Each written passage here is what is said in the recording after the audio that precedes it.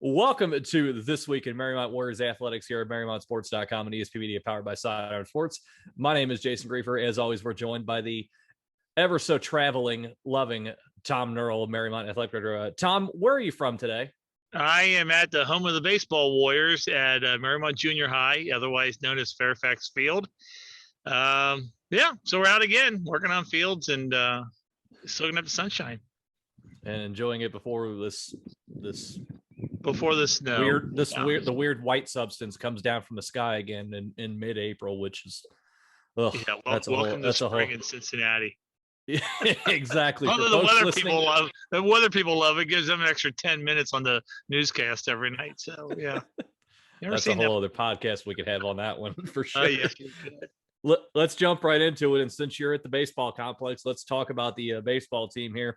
I've got Reading coming up here soon after a really nice 2-game sweep over Finneytown, winning those games comfortably right there. So you're still swinging the bats very, very well there. Beating Finneytown 10-0 and then 12-0. So really, really good results there right now. You look at the way the league standings are setting up right now. We've talked about this here on the show. This is how tough this league is. Right now, everybody's kind of congealed together. You're sitting there at 2-4, but you're only a game out of fourth place right now, right behind Deer Park and Madeira here. You've got, as we said, you've got Reading coming up here. They're sitting tied with Finneytown last in the league right now. Are they looking at these two upcoming games against Reading as must wins, looking at the schedule, given the fact there's only 6 league games after? If we want to contend, we got to get these two against Reading. Yeah, I think everything's a must-win game going out here. 4 losses in the league, and you look at what's going on in the league. Wyoming's off to a fast start, and they split with Madeira, and then Reading. We battled Indian Hill. Reading battles Indian Hill.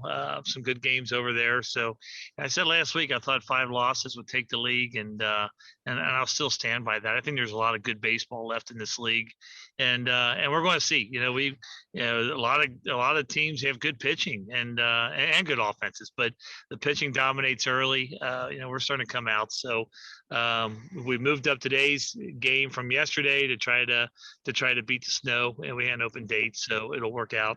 And we've got our staff at full strength today. So I think everything's a must win going out here, and if you want to have a chance to compete for the title. And as you said, given how competitive the league is, you could get help from anybody else in the league to start knocking some of those top teams, bring them back to the pack. For sure. Let's move on. Let's talk about your softball team. And we kind of had a lot of fun discussing the first Indian Hill game a week ago, which your team won 21-20. And I know, being a former coach, I remember your reaction being, oh my gosh, what did we just witness here with so many runs scored? And apparently 41 combined runs just wasn't enough when these two teams got together, because last Wednesday they met again, and it wound up as a final score of 35-33. Of course, your team gets the win, so you wind up winning the 2 games over Indian Hill. But take me through this one the second time around. We'll talk about the rest of the schedule in a minute, but this is insane. 68 combined runs in one game. There's 100 runs scored in that series. When you look at it. I was talking to Coach after the game, and he told me about it. He called me around 8:30. I said, "Did you just get off the field?" He goes, "Yeah, about 15 minutes ago." So almost a 3.5-hour ball game. But he said at one point they were down 16-2. They come in and they have an 18-run inning. So everyone's excited about an 18-run inning, but you're only at 4 runs, so you got to keep working, and just a back and forth. So I'm sure it was a lot of fun for the players. And like I said, I don't know if Coach Hessler or Coach Butt have any hair left. They probably pulled it all out. But you get out with a win. At the end of the day, the only thing that matters is if you're in the left column or the right column, and you want to be in the left column with a W. So, they got to win. Ran back into Finneytown, who's always strong. And then, today they got a non-league game with Seven Hills, who we haven't seen yet, and then back in the league tomorrow with Reading. So, like I said, we're swinging better, we're catching better, we're throwing better. Pitching has to improve, and it will. And then the other improvements come along. So much better than where we were 2 years ago at this time. Well, as you said, you wind up winning another wild one there, but then the two tough ones to follow against Finneytown. Finneytown, just as you said, a very good team. They swing the bats very well. They put up a lot of runs right there. We're still kind of in a pattern right now of kind of the up and down swings with this team. You get some momentum going. You win 2 or 3 there with the Indian Hill games, CCD loss in the middle, and then come back with 2 losses against Finneytown. What's the mood around the team right now, given that they're still seemingly stuck in this up and down pattern that just can't put a winning streak together? Yeah, except for Friday's game against Finneytown, they're scoring runs, which is something we did not do in the past. The better teams just shut us down completely. So we're scoring runs, we're making progress that way. Just go out and compete, and go out and compete on another day, and see if you can shake it up a little bit more. And that's what you have to do. Just learn to compete on a daily basis when you're a young team is very important. Let's switch gears. Let's move on to the tennis courts here. Bit of an up and down week since we last talked here. They got 5 matches in, which is good. So you're able to get experience, get competition in there. Wind up going 3-2 on the week. You get the big league wins over Wyoming and Finneytown there. Also beat Elder, which was nice. You beat them on Monday 3-2. And then, of course, the 2 sweep losses to one to Turpin, who's very good at the ECC. And then we know how good Indian Hill is. We've talked about that here on the show in the past, so we don't need to dive too much into that one. You've got, looking at the schedule, you've got Oak Hills, Moeller coming up on the schedule this week, so you're out of the league once again. How do you and the coaches evaluate the last week, given that you were able to get those 2 league wins and the Elder win, but also were swept by Turpin and Indian Hill? Like you said, Indian Hill and Turpin are very good, and their sights are on a state title right now, and as it should be for those 2 schools, and good for them. But we use those as measuring sticks to see where we are. The Wyoming win was the boys' first win over Wyoming in a number of years. Maybe I know Coach Merton, I think she's been here 10 years. Her first win over Wyoming that she's been a head coach. So a good win in that aspect there. And then you go non-league with Elder yesterday and get a W there. So that's good. We're playing some teams that we normally don't play. I don't think we've played Turpin in a while. We haven't played Elder ever, I don't think. So just going outside the league and seeing what we have, seeing some different faces is good. And we'll keep we'll keep getting ready for the tournament. So that's it's not that far off. It's only about 2 weeks off, and start gearing up for that. And hopefully we can make some noise along the way, keep climbing in the city ranks. Kind of a similar story with your track and field teams on both sides here. Of course, they're heading to Finneytown for a meet this week. And you look at the schedule, and to your point there with tennis here, just only a couple of more weeks left until the postseason arrives, the CHL championships in mid-May.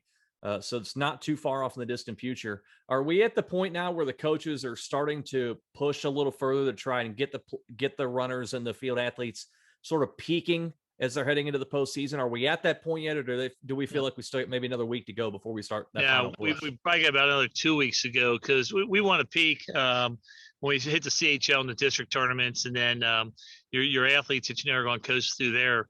You want them to peak in the regionals in the state. And so, Coach does a really good job. She schedules multiple meets a week. And so while some of the kids are going to Finneytown today, some other kids are going to go to Anderson on Thursday. And so she keeps them active. She has a very large team. And next week there's Milford and somebody else that we're going out to. So she does a really good job, and she has them all on pace. Everyone hits their pace to peak at different times, but she's going to have them ready for Coach Dragovich will have them ready for the CHL championships. And I think they're right on schedule with all that. We're posting some really good times, especially our distance people. They're definitely going to be ready, and just follow up with what a lot of them did in cross country. But our sprinters, they're on track. So nothing to worry about yet. We've got some really good times coming out of those kids right now. We're on track to be where we need to be at Taylor for the CHL championships.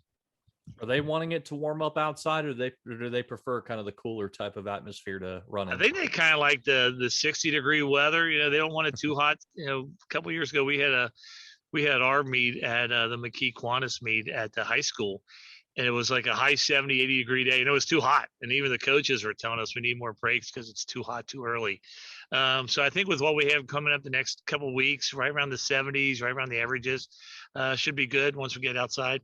Nobody likes to run in the snow, but our junior high kids are going to find that out on Thursday. So Give them the snowshoes. Let them get out there.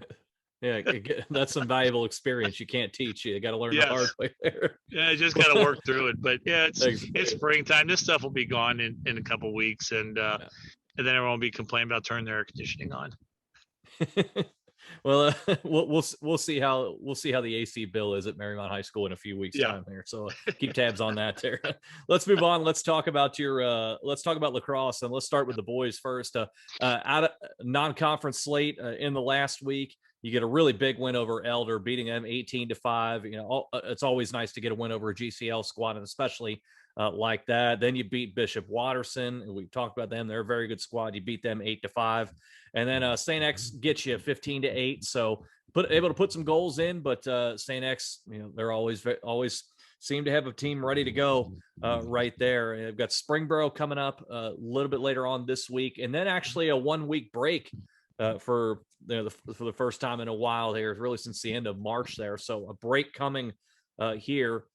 How do you think the players are looking heading into the Springboro match on Wednesday? And then also, do you get the sense maybe they're looking forward to having a few days off and to prepare for the final stretch? Well, we've got prom coming up this weekend, and prom's on Friday night, and then with after prom. So not a whole lot happens around here on prom weekend, and so the teams are off, Friday, Saturday, and then we get back in. It's a natural break for boys lacrosse. So I have a couple of days off, so they skip the Monday date. But it's really a good week. A good win against Elder, and then Bishop Watterson. That's always a team that we'll see in the regionals or later. In the tournament. So it's good to play them. A little old school game because we had a youth track meet in our place. We play down at Drackett Field, which is one of the fields in our area, where a lot of the kids start their lacrosse careers. That's where the youth program plays out of. So a little bit of a rainy Saturday for them to play on, but still a good win over a good Watterson team. Luke Brenneman with a great game there. Tepe with a great game scoring. But it was really fun because you don't play on grass a lot anymore. Mm-hmm. So, to get back out there and a little bit of footing problems and just the ball does bounce differently on grass. And then, we've got Springboro coming up on tomorrow on Wednesday, and that's going to be a big game. They knocked off Sycamore, who got us earlier in the season. They had a late rally last night to get Sycamore, so that's going to be a good game to wrap things up for a week, and then we'll climb back into it next Wednesday. Over on the girls' side, we've talked about kind of the run they've had, and a pretty darn good week since we last spoke here. Starting off with an 18-10 win over Sycamore, then you have to win a thriller against Indian Hill, 12-11, but you get the win there, so that's good. And then again, the girls beat a very good Bishop Watterson team on Friday, 9-5, before an 11-9 loss to Olentangy Liberty. So it snaps a 6-game win streak. Still a very, very tight match. Could have gone either way. The way that one shook out there. They look at the schedule. They've got Oakwood and Turpin road trips coming up this week, and then they also will get a bit of a break until the 1st of May when they take on St. Francis de Sales there. Let's go back to the loss against Liberty. Coming in, winning 6 in a row, the way they had won, scoring a lot of goals. Defense has been solid all year long, and they come up too short right here. How much of a learning experience can that be for this team, especially kind of at the midway point of the season as they look toward the second half? And a little bit what we ran into, a little bit of sloppy play, controlling the ball against Liberty. Liberty's a big school. They're a big program. They've got more kids in their high school than we have in our school district. So, they're just a very big school. And so, the first loss against Loveland that we had a while back, we could not close it out. We could not hold on to the ball at the end. The Indian Hill game, a little sloppy on ball control. Just our catching and throwing was off a little bit, and that seemed to be the story against Liberty as well. But again, Liberty's a good team. They're a big school. They're a D1 school. We're not going to see something like that in the tournament. So, and both games are on the road. So we're going up to Watterson on Friday night, going back up on Saturday to play Liberty. So a good trip early on. We'll take the split there. I think we beat the team that we needed to beat. And we with Oakwood tonight and Turpin on Thursday, 2 good games this week to jump into the break. So I think the girls are just fine. Again, we have to tighten a few things up with catching and throwing the ball, but they will. And but they're very good. Our team is very good. You look at the way the schedule is set up right now. Yeah, you've got the 2 losses, but they're by a combined 3 goals. I mean, do they get the sense when they look back on the first half of the year that just one little thing there, one little thing here, and we're sitting at 8-0 and become even more of a target for anybody that we play? Yeah, I think they shake those off pretty well. You know, the level in the opener, some jitters for kids that haven't played in 2 years, and then this one, is there a little fatigue? Maybe you're playing at 7:00 on a Friday night, turn around and with noon on Saturday, and you're on the road. So I think they just shake that one off and count up. Hey, at the end of the day, it's a good road trip, and let's take care of business this week. It'll be a good game with the sales coming in on, like you said, on the first. Another team that we see in the postseason. So we got our work cut out for us the rest of the way. They're really gearing up to see what the tournament draw brings. And a lot of really good competition they'll see. And as you said, this schedule designed to help them prepare for that into the postseason. Lastly, before I let you go here, we're, as we said at the top of the show, you're at the baseball complex here today joining us on the podcast. We kind of talked about some of our favorite baseball movies a week ago. And just before we were starting to record here, Elliot Evil, who's running the production side of things, asked me kind of what I thought as far as sports villains go. And I'll put it to you, and we'll just stick with the 2 major league movies because the third one doesn't count.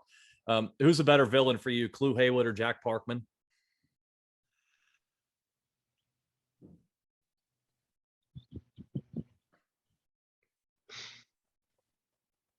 I have to go with Clu early on.